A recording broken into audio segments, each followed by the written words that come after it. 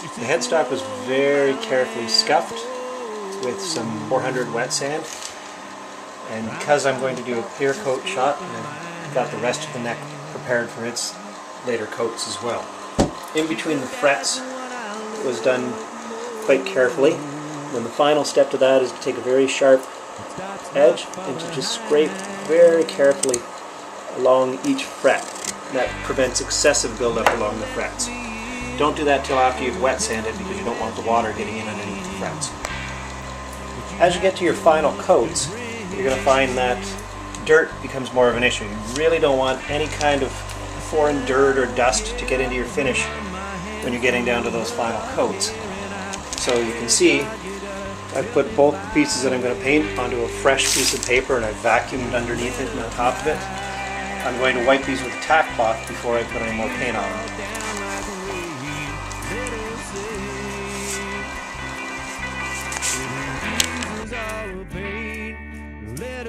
I'm going to restuff these back in there to make sure that I don't have paint flowing through the holes out the other side.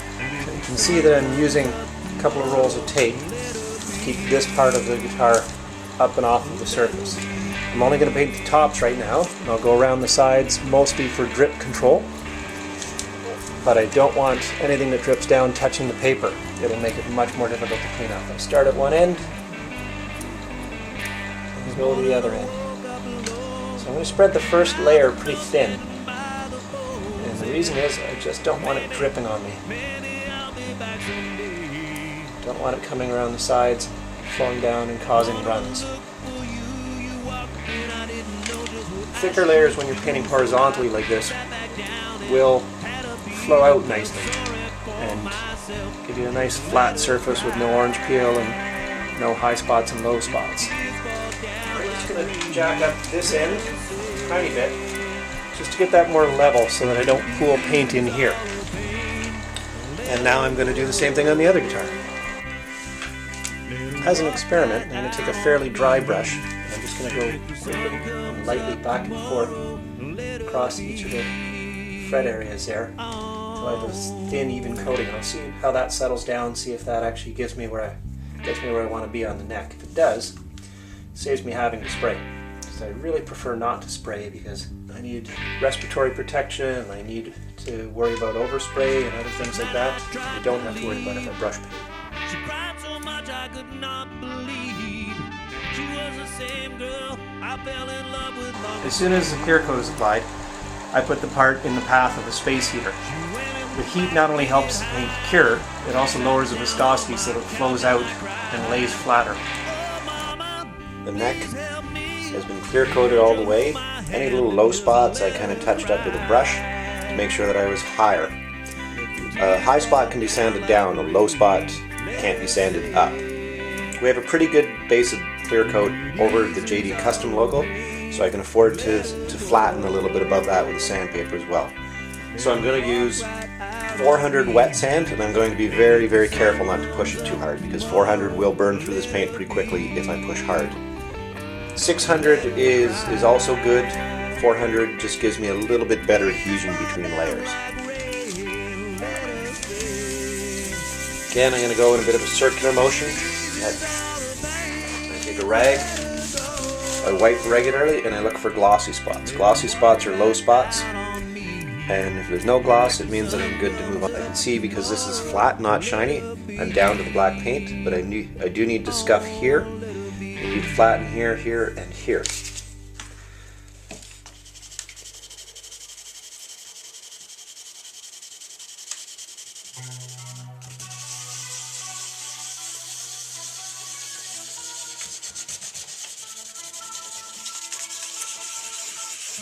Not a real time-consuming step, but it's something that takes a long time when you're building a guitar because you have to let it cure for at least a day or so in between sanding steps. Otherwise the paint's still too soft and it'll gum and roll instead of sanding off cleanly.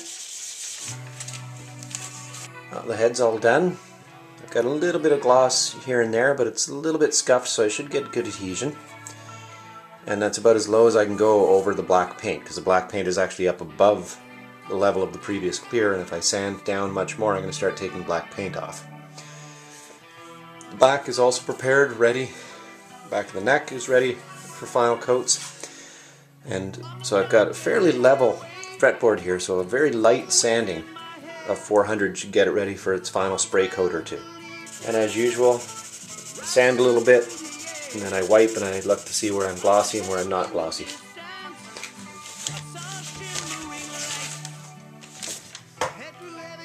So I've got, not bad over here, I don't have to touch that much. I've got a crack, like a little scratch that I filled. I've got to come over that a little bit more. So I'll continue this until I get the whole fretboard done, and then we'll revisit. The entire neck has been sanded with 400 wet sand. It's level, it's got a nice aggressive 400 grit surface on it so that the paint, when I put the clear coat on, is going to adhere nicely. Just to make sure that I've got no residue left, I'm going to use this, which is an old golf shirt. And what I like about it is it's a cotton golf shirt, it doesn't leave lint behind. So this isn't going to cause static electricity or leave lint behind. I put a bit of isopropyl alcohol on it. And I've already wiped the backs and sides. And I'm just going to go across each fret. And I'm going to wipe completely from one end right off the other end. So if there's anything solid, I'm just going to drag it off the end. And this will minimize the amount of solids or little pieces of paint, dust or residue that's there. So give me good clarity with the clear coat. So I'll give that about 5 or 10 minutes to evaporate off. Then I will start with the clear coating. Because it's a final coat and because I've proven to myself that I can't do it with a brush, I'm going to do spray coats for the final coats on this. So it'll have a really nice wet look to it when it's done, and certainly won't look like it came off the level of guitar it came off. Before I get going on the painting, first thing I'm going to do is I'm going to make a little stand. So I've just jammed a 3/8 inch piece of dowel into one of the peg holes. Won't matter that there'll be a little bit of a mess around the peg hole because of that. Won't matter because it'll be underneath the machine head anyways. On the other end I've got 2 of the screws.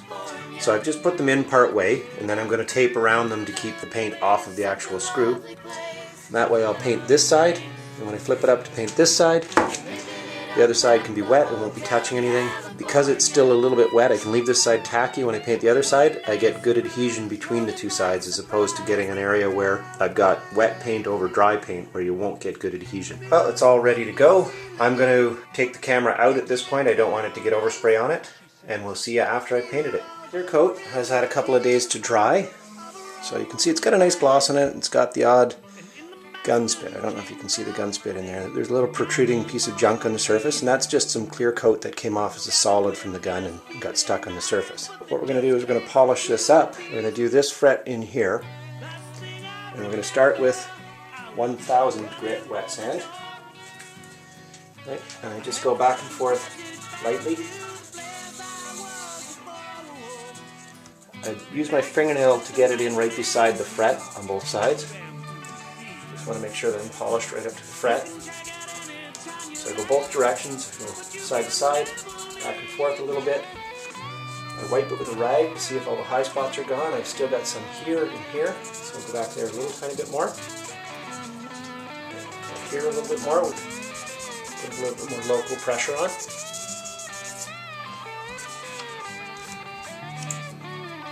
See, I've got a little high spot here, so we'll come at that with 1000.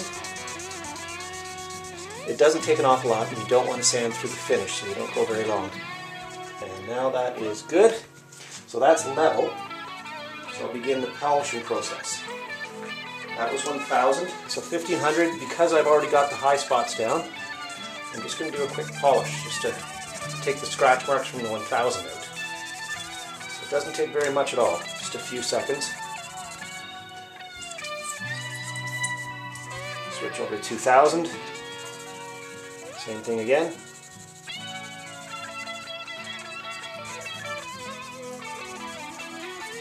Now we switch up to 3000. There I'm pressing harder, but it's a foam-backed piece of sandpaper, so it spreads out the pressure a little bit, so I can push a little bit harder. Because I wanted to see it look pretty darn glossy when it's just wet. Okay, that's looking pretty good. It's beginning to get a little bit shiny. So I'll take this rag, which has rubbing compound on it, kind of a medium rubbing compound. And I'm going to push this, I'm going to rub this one back and forth until I start to get a pretty good even gloss.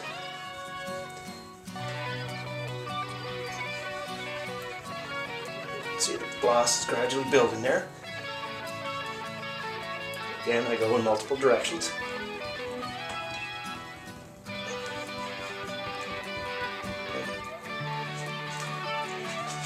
I have to kind of cram it in beside the fret there to make sure that I get right to the fret. So I use my fingernail for that. And I just keep polishing with this until I get as glossy as it gets. When it stops getting glossier, then I'm done. So you can see it's got a bit of a gloss. It's not quite as glossy as the surface beside it that is just the clear coat without polish. So then I take this rag, which has Meguiar's swirl remover, which is a very fine polish. And I'll take that, and I'll just repeat that process with this, and this will bring the gloss to a higher level. You can hear the squeaking sound, that's good. That means that it's getting some friction and creating some heat, because you actually want to create a little bit of heat here. So that squeaking sound means that you're going to get a nice glossy finish. The dross is very similar to what it was before we started polishing it. It's level and free from any bumps or dirt. So we'll repeat this for the other 19 frets, and already done it on the headstock. Still have to do the back of the headstock and the back of the neck. Back of the neck, we're going to stop after we finish it with 3000 sandpaper. I found that finishing to 3000 and just leaving it at that gives you a nice surface for your thumb, and it doesn't get sticky when your thumb's a little sweaty the way the fully glossy one does. Back of the neck has been sanded to 3000, and you can see it's just got kind of a sheen to it. It's not glossy, it's not flat. It's a nice feel for the thumb. So the neck is now ready to be taped up and have the frets dressed.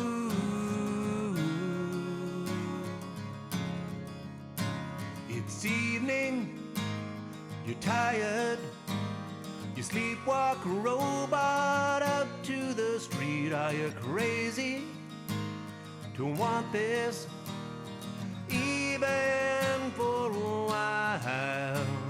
You're driving, it's rush hour, because on the freeway